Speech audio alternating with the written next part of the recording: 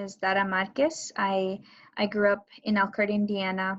So I, grew up within all the Midwest environment here.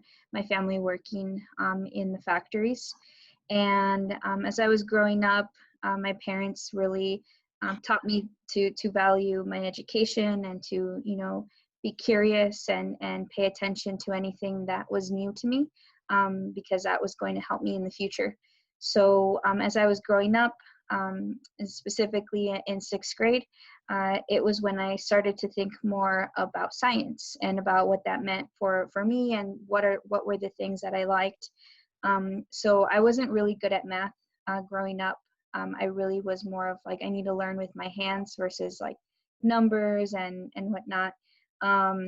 But when I was in sixth grade, I got to meet a lot of interesting people, specifically interesting women that were in science. So I got to meet pilots, I got to meet astronauts, chemists, biologists. So all of these different type of scientists that were in the world, and I was able to recognize, and I learned that science wasn't just math and like hard things, right? So it was also cool things like flying planes and being in space and things like that. So when I was in sixth grade, there was a project that we did with fruit flies, and we had put them to sleep. And that's when I was curious, right?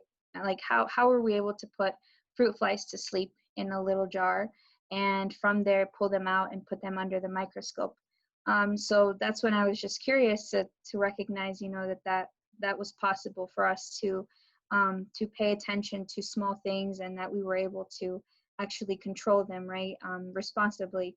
So after sixth grade, and as I was going in middle school and high school, I was able to take more classes, right? As you get older, you're able to choose what type of things you want to keep learning.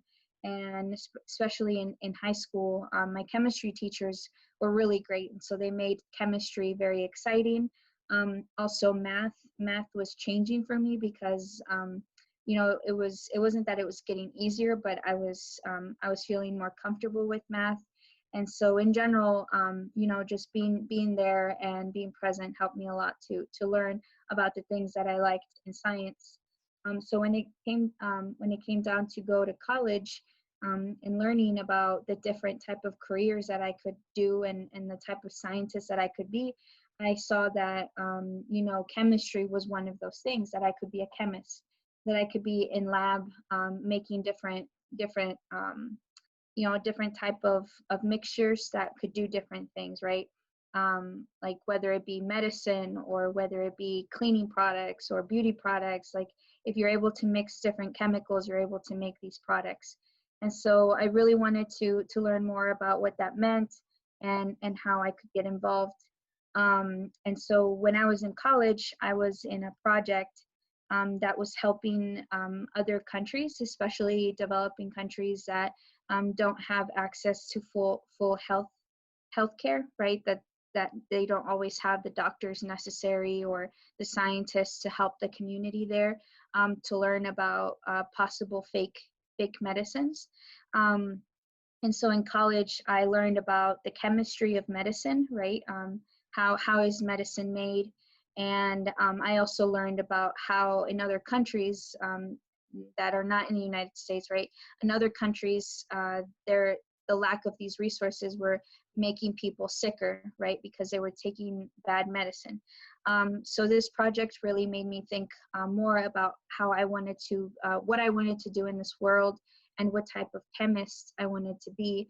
And so that's how I started to want to learn more about the chemistry of medicine, and how we can make medicine better, and how we can continue to just allow it to be accessible to everyone around the world, and especially poor communities that don't always have these resources.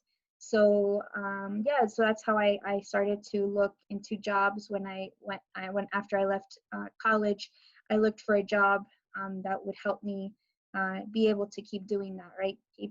Be able to keep supporting different communities, but also be learning the chemistry of medicine so we can make it better for people. And so that's how I got to be a scientist now. In college, I did study chemistry and I also studied engineering. So engineering was because, as I mentioned earlier, I like to learn with my hands. I don't really like to sit down and read and think about what I just read all the time. I'm more of like, I want to see something. I want to see how something is made, how something is fixed, or even how something is broken. And then I like to go and I like to try it myself and then maybe try something different. So that's why I did engineering, because engineering really helped me do that. And so when I mix chemistry and engineering, that helps me now with my job. My job right now, I work for a company that makes drugs. It's a pharmaceutical company, and in this company, we have a whole lab. It's a room as big as a football field, and in this lab, we have different stations. So different in different spaces, we do different type of science. So one place is for chemistry, another place is for biology, another place is for just like sample management, so like things that go in and out of the lab. Um, and in general, all of this whole lab is robotics, right? So it's all robots. There's only 3 or 4 scientists or people that are actually working in there. But the idea and the thing that we think of in the future is that we want robots to take care of all of this process so that we can move fast. And that way it helps us as scientists be able to discover new drugs faster than what we were used to, right?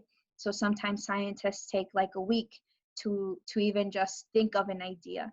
But with a lab that has only robots and that we can move faster, we give the scientists more time to think of new drugs versus thinking about how to make just one drug. So that's been my job.